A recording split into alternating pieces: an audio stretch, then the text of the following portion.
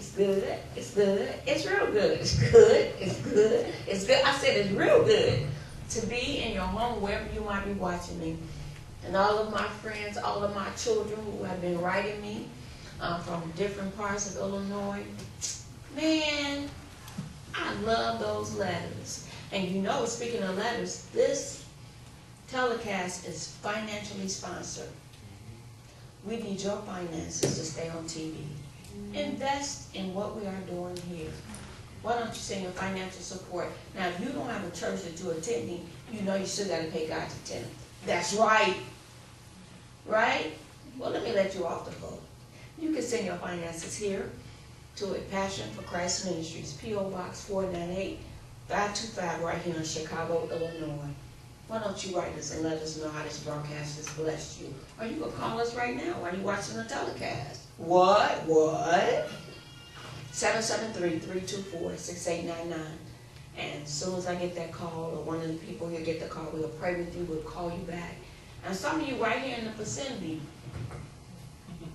you can stop by the church sometimes. Come on in and holler at the Reverend and let me know how you enjoy this broadcast. Well, neighbor, I have a wonderful lesson on for you tonight. And some of my old timers, you might really know where I'm going with this, but I just thought about this today and I thought, you know, man, I'm going to bring this tonight and see if you can figure it out. Well, the name of our lesson tonight is Underdog. Underdog. You remember that? Come on, holler back at me if you remember that. Underdog, wait a minute, let me tell you.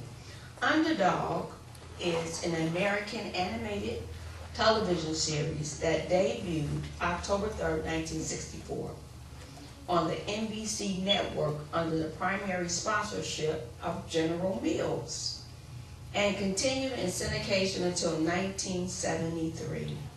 Remember now, Underdog was the Shoeshine Boy's heroic alter ego. Appears whenever his love interest, now what was his love interest name? Sweet Polly Purebred. Amen. You remember, I know, right? Sweet Polly Purebred was being victimized by such villains as Simon Bar Sinister or Riff Raff. Underdog used to always speak in rhyming couplets. There's no need to fear. Underdog is here. You remember that? Some of y'all too young, but just for a little bit. Underdog. So let me read some more of this to you. I thought this was so great. So, characters. Underdog was a superhero. The premise was that he was humble and lovable. Now keep on listening, man. I'm going somewhere with this. He was humble and lovable. He was a shoeshine boy. He was a cartoon dog. He was, in truth, the superhero underdog, but he had the appearance that he was just a shoeshine boy. Yes. But he was really a superhero. But he had the appearance that he was a shoeshine boy. But he was, in truth, a superhero. Now, sometimes he got into trouble, and these are some of the things that he would always rhyme about. When Polly's in trouble, or when help is needed, I'm not slow, for it's hip, hip, hip, and away I go.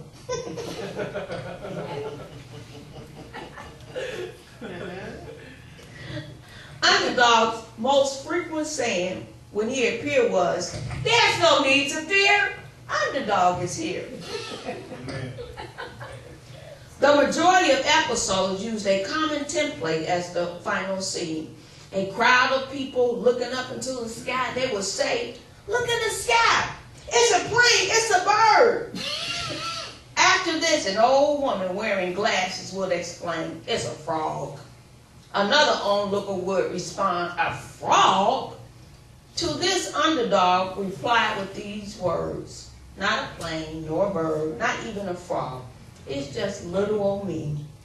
At this point, Underdog will crash into something, then sheepishly finish, "Underdog." Amen. Underdog usually caused a lot of collateral damage. Whenever someone complained about the damage, Underdog replied, I am a hero who never fails. I cannot be bothered with such details. It's tearing up this or tearing up there, tearing up that. I'm a hero who never fails. I can't be bothered with such details as cracking your window or busting your car. I'm a hero who never fails. Right. The villain seemed to almost always manage to menace sweet Polly Purebred. She was a canine TV reporter. As part of their schemes, she was a helpless damsel in distress most of the time, and had a habit of singing in a somewhat whiny tone of voice, oh, where has my underdog gone? Then she would sing to the music of the song, oh, where has my little dog gone? Whenever in jeopardy, she would always start singing that song. So she had two people that were always after her. Again, that was Simon Bar Sinister and Riff Raff. So what I wanted you to get out of this was, I wanted to tell you a little bit more about his superpowers. So when he was not Underdog, he was incognito as a shoe shine boy. Now this is going to be important for you to remember this. Now when he was not Underdog, he was incognito, which means hidden. Simple shoe shine boy. Yes. Like Superman, when trouble calls, he hurriedly dresses in the phone booth. Which would explain and it would explode when he made his conversion. So just some things I wanted to tell you about Underdog. So again, the name of my message tonight is Underdog. So I want to start tonight in 1 Corinthians, the 1st chapter, and I want you to think about the type neighbor. This is for you. This one's for you. 1 Corinthians, the 1st chapter. Now remember, Underdog, most of the time he just lived his life incognito as a shoe shine boy. Nobody really never thought much about him or expected too much out of him. Whatever the need arose, he would say what? There's no what? Need to fear. Who's here? Underdog. That's what he would say. But I want to challenge your thinking tonight about an underdog. I just love the underdog. Because the underdog, nobody expects that person to excel.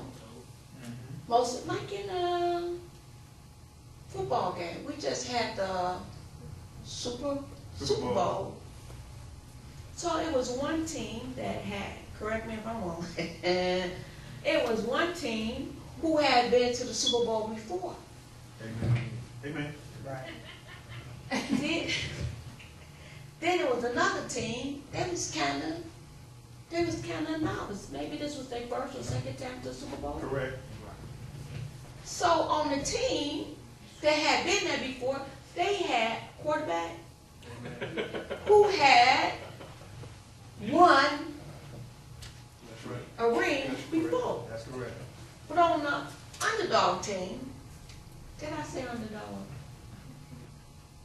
But on the other team, that was kind of new to the Super Bowl, they had a young gal there. Amen. Didn't quite know what was going on. And even before the people piled into the stadium,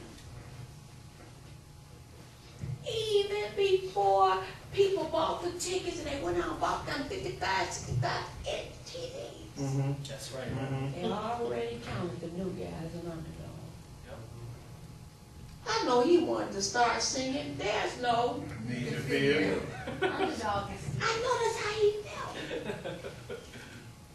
Even on the basketball team, Yes. people already got the winner picked out. Yep. What about the underdog? That's what I mean. That person nobody gives a second thought to. I want you to kind of go to the scriptures with me today. We're going to look at some underdogs. Just one.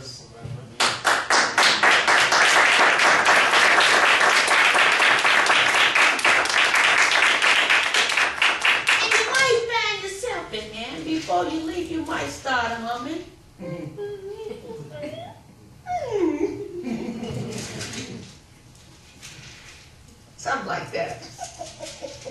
So 1 Corinthians, let's start reading at verse number 18. For the preaching of the cross is to them that perish foolishness. But unto us, which are saved, it is the power of God. For it is written, I will destroy the wisdom of the wise, and will bring to nothing the understanding of the prudent. Where is the wise? Where is the scribe? Where is the disputer of this world? Hath not God made foolish the wisdom of this world? For after that, in the wisdom of God, the world by wisdom knew not God. It pleased God by the foolishness of the preaching to save them that believe. For the Jews require a sign, and the Greeks seek for wisdom. But we preach Christ crucified. Now, who is the we he's referring to? The underdog. Listen, every other topic is covered. He says, listen to it again. He says, where is the wise? Where is the scribe? Where is the disputer of this world? God hath not God made the foolish the wisdom of this world? For after that, in the wisdom of God, the world by wisdom knew not God. It pleased God by the foolishness of preaching to save them that what? To believe. For the Jews, they did what? They required a sign. And the Greeks, they seek after what? Wisdom. But we, the underdogs, the ones people don't expect us to rise up with all power in our hands. We preach Christ crucified. Come on. Unto the Jews, a stumbling block, and unto the Greeks, foolishness. But unto them which are called, both Jews and Greeks, Christ, the power of God and the wisdom of God. Because the foolishness of God is wiser, when there is a need, underdog one runs into that booth, puts on his suit. It's wiser than men. And the weakness of God is stronger than men. For you see your calling, underdog. For you see your calling, underdog. How that not many wise men after the flesh, not many intellect, not many rich are favored, are called. Not many mighty, not many noble are called. But God has chosen the underdogs of the world.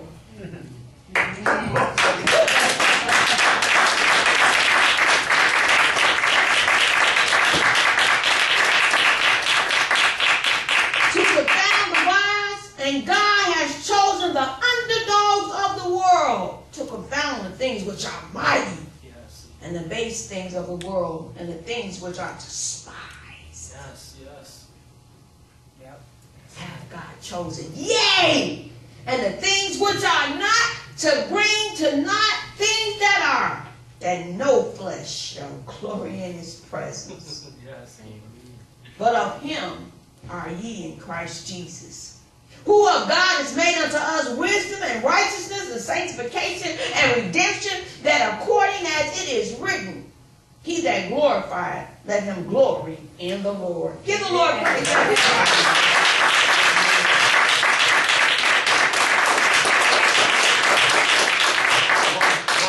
I thought today we would just study in the lives of just a few underdogs.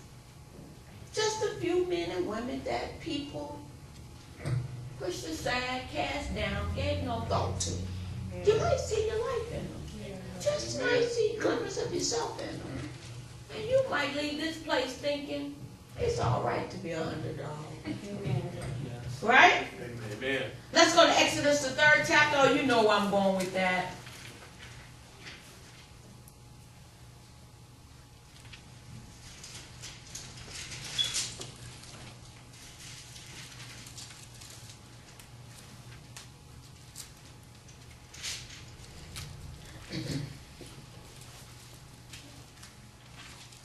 So you know, in Exodus, the 1st chapter, neighbor, you with me?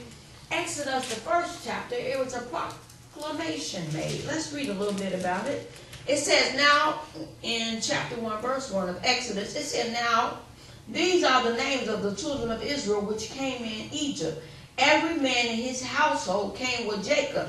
And it goes on to say, I'm skipping down to verse 5, and all the souls that came out of the loins of Jacob were 70 souls, for Joseph was in Egypt already. And Joseph died, and all his brethren, and all that generation. And the children of Israel were fruitful, and increased abundantly, and multiplied, and waxed exceedingly mighty, and the land was filled with them. Now there arose, verse 8, a new king over Egypt, who knew not Joseph, and said unto his people, behold, the people of the children of Israel are more mightier than we. Come on, let's us deal wisely with them, lest they multiply. And it came to pass that when there followed out any war, they joined also with our enemies and fight against us. So get them up out of the land. Therefore they did set over them taskmasters to afflict them with their burdens. These underdogs. We just gonna beat them. We just gonna make their lives hard. We're not gonna give them everything they need. We're not gonna make life easy for them. We're gonna make them struggle.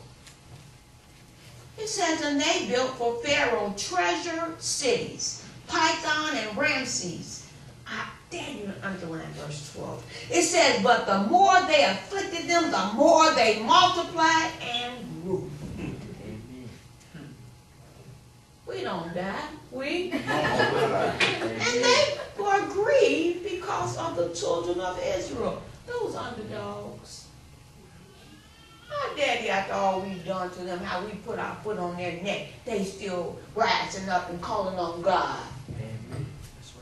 How dare you? How dare you, after people have looked down upon you and cast you down and pushed you aside, how dare you still call on the name of your God? You're just an underdog. Amen. So it goes on to say here that they gave word and command to the midwives to let the girls live, but to kill the sons. But God had a plan.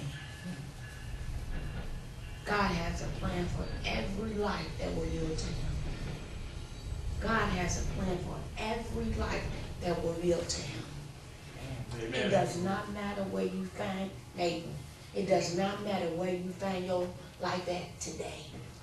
God can do for you what no other power can do. He can take you from the dungeons and bring you up to the throne. Amen. Because he's in the place where the plan of salvation started. Amen. At the throne. Yes.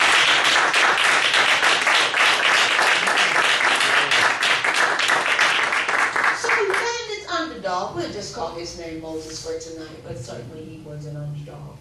We find him, and now he is on the run. Now he's on the run. In chapter 2, verse 11, it said, and it came to pass in those days when Moses was grown, that he went out unto his brethren, and he felt something in his heart. He felt the move of God. He felt the power of God. He felt the anointing of God. But yet, he didn't have the wisdom and the knowledge of God.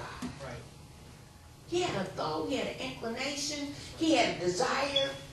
But he didn't have the wisdom to apply the knowledge that he was yet still waiting for. Just an underdog. He didn't have it all together, but it was in him to do right. It was in his heart. Amen. And if your heart is right, then God can work with you. So again, it says here in verse 11, and it came to pass in those days when Moses was grown, that he went out unto his brother and he looked on their burdens. Now you can see people getting shot right in the street. People step right over you. But he was an underdog, not just a dog. And it came to pass in those days when Moses was grown, that he went out unto his brother, and he looked on their burdens, and he spied an Egyptian smiting a Hebrew, one of his brethren, and he looked this way, and he looked that way, and he thought nobody was looking, but somebody's always looking at you, and he killed the Egyptian. Amen. And now he was on the run, just running, just running. He was on the run, just running, just running, just running, just running. And now he finds himself keeping flock. Now we find him. He don't even understand his purpose. He don't understand the plan of God in his life. He just feels like, oh my God, man, I'm in trouble. I'm on the run. I am on the run. I'm an escaped prisoner. I'm on the run. People after me. I'm a murderer. I took somebody's life. Somebody's after me. But isn't it amazing? It says in chapter 3, verse 1, now Moses kept the flock of Jethro, his father-in-law, the priest of Midian, and he led the flock. Now he is a leader of flock. Just an underdog. He knew where the best place was for them to get water. He knew what they needed to eat, what time they should eat. God was just getting them ready. Amen. And he thought, oh my Lord and oh my God. Thought, is this all to my life? Just moving a few sheep here and moving a few sheep there. But he didn't realize that he was already leading a flock. He was already leading a flock.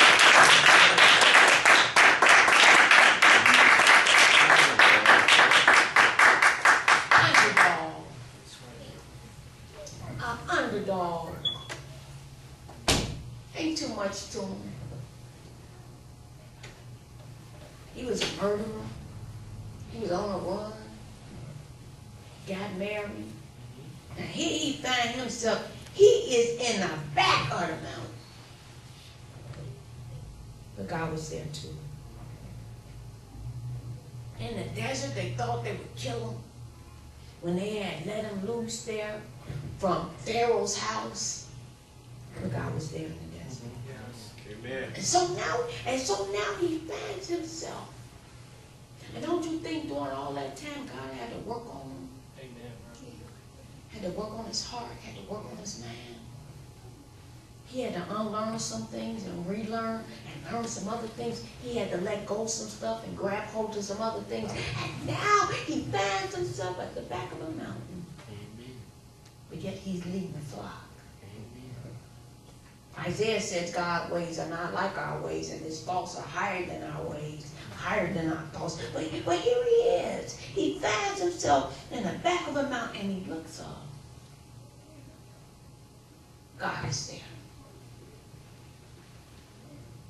God is able to reach him with something so simple. A bush that's burning yet not being consumed. And he draws him up to that mountain. Just an underdog. He was just an underdog. Now don't forget he was a murderer. He had killed somebody. That's right, right. He was fleeing. He was on the run. But yet in the desert he looks up and God invites him. Come on up, let me talk to you. And what does he do when he gets to the top of the mountain? God immediately tells him, take your shoes off. Take the past off. Yes. Let me change you.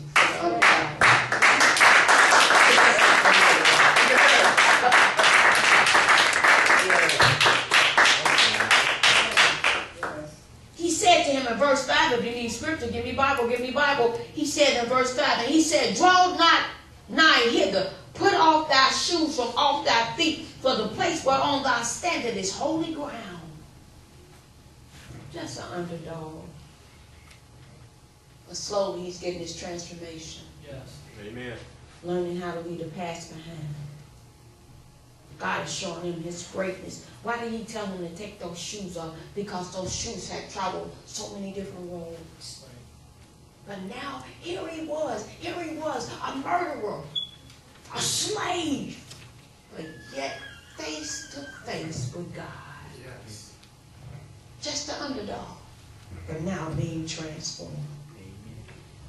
He started talking about all of these people. And the first thing, I notice this, it's more to you than what you think. Now, how many of us would have thought you in the presence of God to start asking for stuff for somebody else? Listen to this. God talking to Moses, verse 6. Moreover, he said, I am the God of thy father, the God of Abraham, the God of Isaac, and the God of Jacob. And Moses hid his face, for he was afraid to look upon God, but he didn't go nowhere. Amen. He didn't say he ran.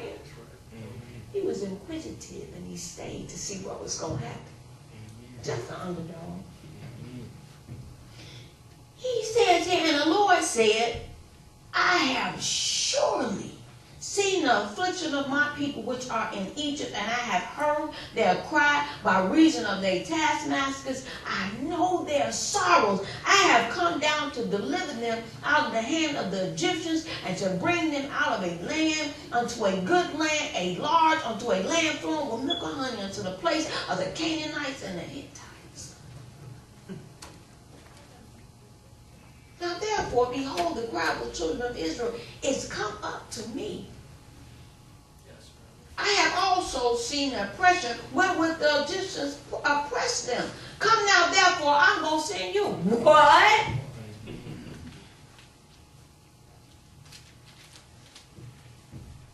Coming into the call of God for your life. No longer an underdog. Yes. But becoming a superhero. Yes. Just think about it. Just an underdog. Yes. Maybe you're weak today. Maybe you're weak in your mind. Maybe you have physical limitations. Just an underdog. But notice this. When Moses began to see the power of God, the Bible said he did what? He hid his face. He didn't run away. Right. And all of his weaknesses. Remember, God, later you see, God almost killed him when he didn't circumcise his son. That's right. But he didn't leave. He didn't leave him alone. Let's go to 1 Samuel, the 17th chapter. Underdog. Wonderful.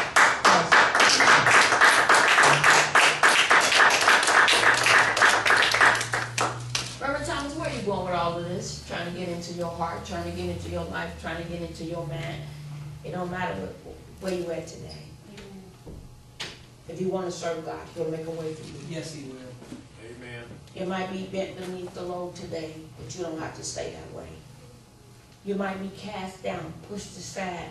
People may be talking about you. People may not want to deal with you. But you still have a chance. You still have a chance. Here it says in 1 Samuel, the 17th chapter, we're going to start reading a little bit. We see here that big old Goliath, over 9 feet tall, I believe. And the Philistines have gathered, and the people from David's family, Saul and all of them has gathered.